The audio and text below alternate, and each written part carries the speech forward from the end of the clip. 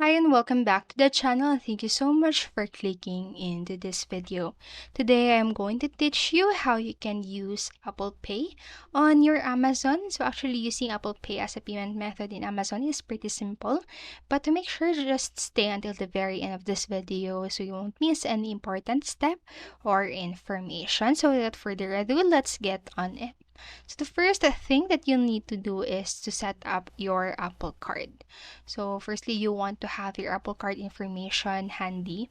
So Apple Card is a credit card that typically works with Apple Pay, extending the ease of mobile payments. If you don't have a card, you can apply for one from the Apple Wallet app on your iPhone. So it should arrive in mail in 4 to 7 days. And after setting up your Apple Card, what you'll do next is you can now shop on to the Amazon app.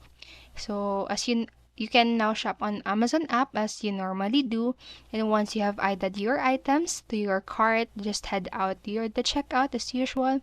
So if you have to wait for your Apple Card to arrive, you can leave everything in your cart until it comes, and otherwise proceed with the next step if you have the card. And then last step is to simply check out with Apple Card.